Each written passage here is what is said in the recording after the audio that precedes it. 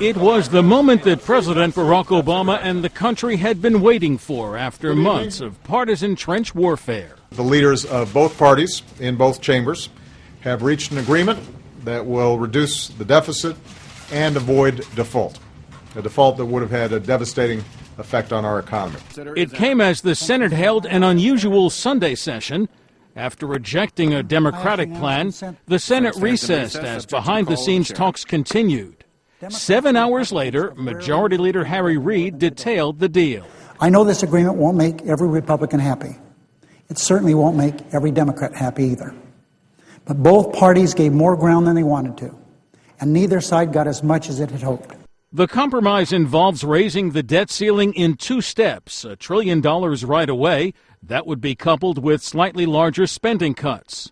For a second $1.2 trillion increase to go into effect, a special congressional committee would have to come up with spending cuts of $1.8 trillion or more, targeting entitlement programs.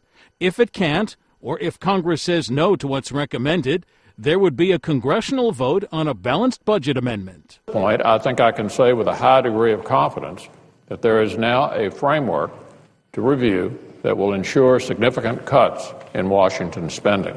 House Speaker John Boehner says it's not the greatest deal in the world, but it lives up to the GOP's principles on taxes and spending.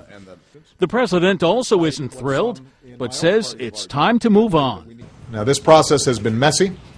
It's taken far too long. I've been concerned about the impact that it has had on business confidence and consumer confidence and the economy as a whole. With the Tuesday deadline looming, quick congressional action on the compromise is expected. Jerry Bodlander, Associated Press, Capitol Hill.